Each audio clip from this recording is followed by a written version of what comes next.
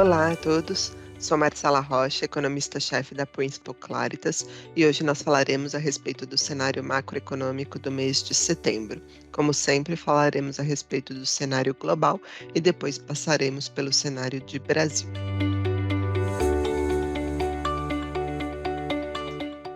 Em relação ao cenário internacional, o mês de setembro foi mais um mês de muita cautela nos mercados globais. Por mais um mês, houve queda da bolsa nos Estados Unidos. Com isso, no terceiro trimestre, o S&P terminou com queda de quase 4%, mas não foi só lá nos Estados Unidos. As bolsas globais recuaram, as bolsas na Europa também apresentaram queda. Esse período de aversão ao risco dos mercados, na nossa opinião, foi explicado essencialmente pelo que aconteceu no mercado de juros americanos. Nós vimos uma pressão muito forte das taxas de juros nos Estados Unidos. Só no mês de setembro, o rendimento do 10 anos nos Estados Unidos subiu 45 bips, indo para 4,57, um patamar que a gente não observava desde 2007. Na nossa avaliação, esse sentimento de aversão ao risco também explicou a força do dólar. No último mês, o dólar valorizou quase 3%, acumulando 2 meses consecutivos de alta e pressionando outras moedas, principalmente emergentes. Entre todas as justificativas para explicarem esses movimentos de aversão ao risco e principalmente de abertura de taxas nos Estados Unidos, a gente acredita que a melhor justificativa é a mudança em relação ao cenário dos Estados Unidos. Nós vínhamos comentando ao longo dos últimos calls a respeito da resiliência do crescimento nos Estados Unidos. Era muito focado em consumo, mercado de trabalho, mas ao longo dos últimos meses a gente viu que esse bom desempenho não ficou centrado somente nesses setores. Houve melhora, inclusive, da indústria, com o investimento trazendo também uma pujança. Esse bom desempenho da atividade levava a questionamentos a respeito do cenário de inflação. Mas como havia percepção de que o Banco Central dos Estados Unidos iria parar de subir os juros e estaria confortável com esse cenário, os mercados praticamente ignoravam os riscos e comemoravam esse cenário do soft landing, do pouso suave nos Estados Unidos. Mas nos últimos 2 meses, em setembro especificamente, ficou claro o desconforto do Banco Central dos Estados Unidos, do Fed, com esse equilíbrio da economia americana. O Fed manteve os juros na última reunião, só que ele indicou para a gente que um novo aumento este ano não pode ser descartado. Eles já vinham colocando essa hipótese como cenário central e eles não abandonaram, mostrando ainda desconforto com esses dados melhores do que o esperado. Agora, o principal da mensagem do Fed foi o patamar de juros no ano que vem. O Fed ainda espera a redução da taxa de juros em 2024, mas essa redução é bem menos intensa do que anteriormente esperada. Eles antes falavam de 100 bips de cortes em 2024, agora eles falam em 50 bips de cortes. Isso nos passa uma mensagem de que o Fed ele ainda não está certo a respeito dos próximos passos, que numa visão dele, revisando o PIB para cima, tanto desse ano quanto do ano que vem, jogando desemprego para baixo esse ano e o ano que vem, por mais que ele ainda coloque um cenário de desinflação, ele está desconfortável com esse cenário e o balanço de riscos é o juros subir mais e ou ficar nesse patamar alto por um período mais longo. As falas do presidente do Fed, o Jerome Powell, foram na mesma direção na última entrevista, com ele reforçando as incertezas de todas essas estimativas e falando a respeito da estratégia do Fed, que ainda é condicionar todas as suas decisões aos próximos dados econômicos. Mas quando esses dados continuarem mostrando esse cenário que exigiria a cautela, o Fed vai atuar para convergir a inflação para a meta. Portanto, nesse cenário, apesar da recessão cada vez mais ser postergada ou até mesmo descartada por grande parte do mercado, há uma preocupação sobre a reação da política monetária e como a inflação se comportará. As projeções do Fed indicam desinflação, mas com uma atividade tão resiliente, o balanço de riscos é altista e se houver qualquer tipo de surpresa, o Fed pode mostrar uma política monetária muito mais dura do que o esperado. O interessante é que esse cenário nos Estados Unidos, ele continua contrastando com o resto do mundo. Quando a gente olha para a economia da zona do euro especificamente, a gente continua vendo uma fraqueza nos dados de atividade econômica. Essa região já vinha sofrendo uma desaceleração, mas ao longo dos últimos meses ficou ainda mais clara a perda de ritmo de atividade por lá. Os PMIs estão em patamares contracionistas e os números de crédito apontam para a gente uma desaceleração mais intensa do consumo e do investimento à frente. Agora, mesmo com a desaceleração do crescimento, a zona do euro também destoa dos Estados Unidos em termos de política monetária. O Banco Central Europeu indicou que deve ter parado já de subir a taxa de juros. Houve um aumento de 25 bips na última decisão, que surpreendeu já o consenso, né? Afinal, havia ali opinião majoritária de um aumento de 50 bips, mas além disso, a sinalização foi de que a barra para voltar a subir os juros é alta, só que apesar de não verem um novo aumento, esses juros devem ficar em um patamar alto por um longo período. Os números de inflação lá trazem preocupações, a gente ainda não vê uma desinflação tão acentuada como nos Estados Unidos e o core, o núcleo da inflação, continua num patamar mais pressionado. Portanto, é um banco central que sinalizou com mais firmeza que os juros parou de subir, mas é um banco central que está com menos graus de liberdade, né? O cenário de atividade bem pior do que nos Estados Unidos, mas a inflação também trazendo mais preocupações. Outra região que continua contrastando com os Estados Unidos é a China. Por lá, as expectativas de crescimento não mudaram muito desde a nossa última conversa. Para esse ano, o PIB deve crescer 5% na nossa avaliação e para o ano que vem 4,5%. Mas o fato dessas projeções não mudarem é importante, porque mostra que todas aquelas medidas anunciadas pelo governo chinês trouxeram algum fôlego para a atividade chinesa ao longo dos últimos meses. Os dados de produção industrial, vendas no varejo, por exemplo, do mês de agosto, até surpreenderam o consenso de mercado e mostraram uma aceleração. Isso ainda, claro, não é suficiente para reverter as perspectivas negativas com a China e preocupações com as questões estruturais do crescimento chinês, mas mostra finalmente alguma ação do governo tendo impacto positivo e mostrando que o pior ficou para trás. Claro que esses estímulos ainda também continuam focalizados em setores específicos, como o imobiliário, mas a gente já vê o governo chinês ali atuando de maneira mais clara no monetário, com corte de compulsório, com corte de taxas de juros.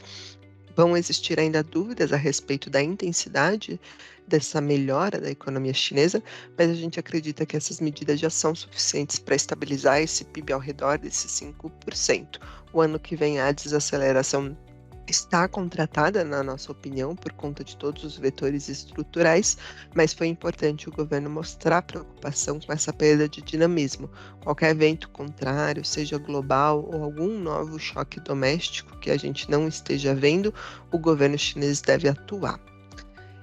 Esse cenário de China ainda com incerteza sobre crescimento estrutural, mostrando medidas para estimular no curto prazo, zona do euro mostrando fraqueza de atividade, mostram como os Estados Unidos destoa desse cenário e, na nossa opinião, fazem com que o dólar continue apreciado, que as taxas de juros lá subam mais do que no resto do mundo. Esse é um cenário típico de aversão ao risco, um cenário de muita cautela e um cenário que tem implicações de médio e de longo prazo.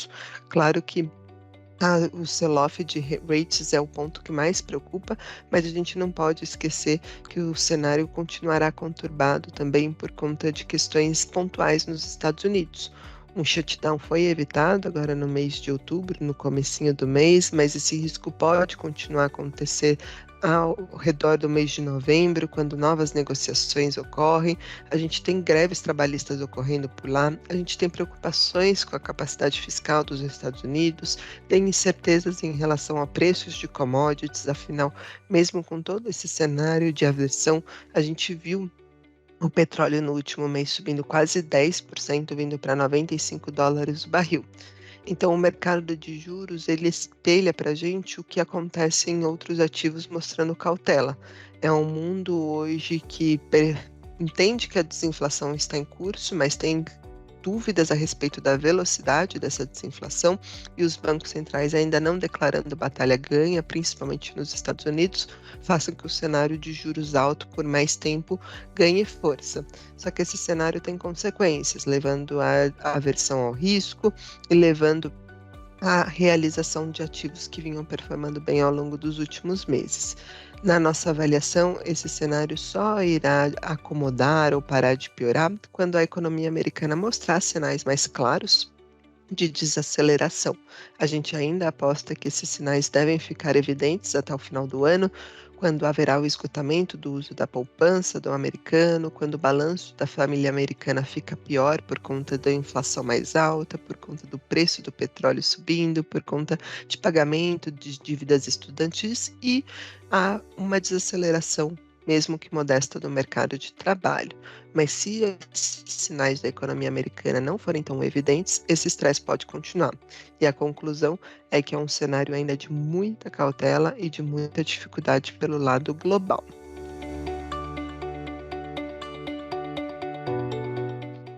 Em relação ao Brasil, os nossos ativos de risco apresentaram dinâmica mista no último mês. Apesar desse cenário de aversão ao risco, com bolsas globais recuando, o nosso índice por aqui conseguiu evitar uma queda e o Ibovespa subiu 0,7 no mês de setembro. Na nossa avaliação, essa alta do Ibovespa esteve relacionada às empresas de commodities que se beneficiaram das altas dos preços que nós comentamos.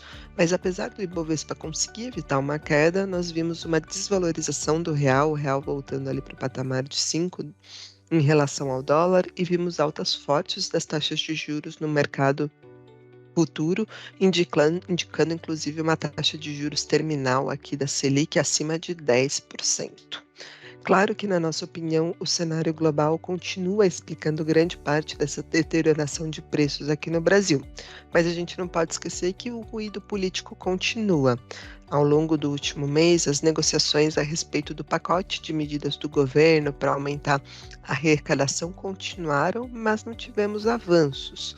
A gente teve tentativas do governo com aquela reforma ministerial de alcançar maior suporte na Câmara e no Senado, mas isso não se traduziu ainda em o governo conseguir destravar essa pauta. E além da dificuldade dessas medidas de arrecadação trazer incerteza sobre a meta de déficit zero ano que vem, a gente vê preocupações com os números correntes de arrecadação. A despeito do bom desempenho do Brasil esse ano, com o PIB crescendo quase 3%, ao longo dos últimos meses a arrecadação real frustrou. No mês de agosto, a receita real teve uma queda de um pouco mais de 4% na comparação ano contra ano. É o terceiro mês consecutivo de queda dessa arrecadação real. Isso, na nossa opinião, está muito relacionado ao lucro das empresas, principalmente com queda de preços de commodities que foram observadas ali no final do segundo trimestre e no mês de julho. Mas esses números de arrecadação mais fracos do que o esperado trazem uma preocupação pelo governo.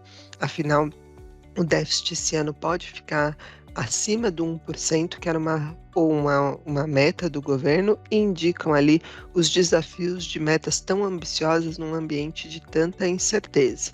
Mas fora os dados correntes que preocupam de fiscal, a gente tem preocupações com pautas bombas, né? O Congresso não aprova as medidas do governo ainda para aumentar a arrecadação e, do outro lado, coloca ameaças ali de projetos que podem levar a uma renúncia fiscal grande. A gente já teve o exemplo da medida da desoneração da folha de pagamento e agora tem ameaças com aquela PEC dos ex-territórios e com atualizações dos limites do Simples. A gente não acha que isso evolui, mas isso mostra para nós como o governo ali tem uma base de apoio muito instável no Congresso e como precisa melhorar a articulação política. Apesar de todo esse ruído e desses pontos de incerteza, nós continuamos acreditando que a agenda fiscal caminha de uma maneira em linha com o esperado. Nós não avaliamos que houve uma deterioração do risco fiscal. Na nossa avaliação, o principal ponto era o governo ter mantido o compromisso de uma meta de déficit zero no ano que vem. Isso continuou com o envio da PELOA e o governo, inclusive, teve coragem de mandar medidas ali muito delicadas e impopulares para serem votadas. É verdade que o governo ainda não tem um apoio sólido no Congresso, mas a gente avalia que parte dessas medidas deve caminhar e ter sucesso na aprovação. Se nós estamos corretos, não precisa mudar a meta fiscal este ano e, com isso, a gente tem um respiro desse risco fiscal. Mas, claro, que num ambiente global conturbado, todo esse ruído atrapalha e não ajuda os ativos domésticos a se descolarem dessa cena global. Fora o fiscal, as notícias de inflação e de atividade continuam com o balanço mais positivo. Sobre a atividade, nós não mudamos a projeção para o PIB desse ano de 2,9 e nós continuamos enxergando uma desaceleração importante do PIB no terceiro trimestre. Depois de crescer 0,9 no segundo tri, a gente espera que o PIB recue 0,1 no terceiro trimestre. Mas o interessante é que esse recuo é muito explicado pela queda do PIB da agropecuária. Quando nós olhamos os dados de mercado de trabalho, tanto desemprego como o CAGED, números de confiança e os dados que saíram, por exemplo, do setor de serviços, a gente continua olhando uma demanda muito resiliente. Portanto, há uma desaceleração esperada para o PIB, mas, na nossa opinião, uma desaceleração que não traz conforto na condução da política monetária e muito menos é suficiente ali para trazer riscos de revisões baixistas para a PIB de Brasil. Esse ano continuamos com 2,9 e o ano que vem ainda com 1,6, com a demanda bem forte também. E aí, quando a gente fala de cautela de política monetária, as notícias de inflação corrente continuam favoráveis. O IPCA acelera por efeito base, mas a gente olha ali o IPCA 15 de setembro até ficando abaixo do esperado, mostrando ali um headline menos pressionado do que todo mundo imaginava. O problema é a abertura desses números de inflação. Todo esse debate de uma atividade forte estava sendo acompanhado de números de inflação, trazendo alívio, inclusive pelo lado de núcleos, com a inflação subjacente ficando abaixo das estimativas. No último mês, essa história foi um pouco diferente. Esse IPCA 15, que ficou abaixo do esperado, ele trouxe uma medida de núcleo de serviços acima das expectativas. Claro que uma única observação não muda a tendência, mas é um alerta para o Banco Central. O IPCA voltou a subir para 5% e essas medidas de serviços ficando acima do esperado podem indicar ali que essa trajetória de desinflação de núcleos não é tão rápida assim e não conversava com um cenário de crescimento tão resiliente. Claro que essa é uma única observação e ainda não muda o cenário de corte de juros aqui no Brasil. Com a desinflação esperada para o ano que vem, o Banco Central continuou cortando os juros e, na última decisão, reduziu em mais 50 bips a taxa Selic. Mas a grande dúvida sobre política monetária era se existiria espaço para acelerar os cortes de juros nas próximas reuniões. E na nossa avaliação, a comunicação do Banco Central foi muito explícita de que não existe chance de acelerar esses ritmos de queda. O Banco Central mostrou que há unanimidade para as decisões de manterem esse ritmo nas próximas reuniões. E em todas as comunicações do Banco Central, tanto o relatório de inflação como a ata, o Banco Central mostrou desconforto com esse crescimento forte, indicando que existe ali um risco de revisão do hiato do produto. O Banco Central mostrou cautela no processo de desinflação ser mais lento e trouxe dúvidas a respeito da dinâmica de serviços e, o mais importante, mostrou ainda desconforto com as expectativas desancoradas. Nesse cenário, a gente já não avaliava que existia chance do Banco Central acelerar o ritmo de queda. Com a deterioração do cenário global e toda a reprecificação das taxas de juros nos Estados Unidos, a chance de qualquer aceleração deve ser completamente descartada por hora. A dúvida, inclusive, fica se o cenário de juros final no Brasil não estaria sob risco. A nossa avaliação é que, por hora, não precisamos revisar o tamanho do ciclo de cortes. Nós continuamos esperando 9,5% de taxa Selic, até porque nós esperamos que a recessão aconteça nos Estados Unidos e que haja um alívio das taxas de juros por lá. Mas o fato é que o balanço de riscos mudou. Se antes nós falávamos de o Banco Central poder intensificar o corte e acelerar o ritmo, agora é um Banco Central que não tem razões para ter dissenso, para poder indicar aceleração, e um Banco Central que deve manter um discurso ali duro, falando que a política monetária ainda tem que ficar em um patamar contracionista. Esse foi o nosso cenário do mês de setembro. Quaisquer dúvidas, as nossas equipes de economia e comercial estão à disposição. Obrigada e até o próximo mês.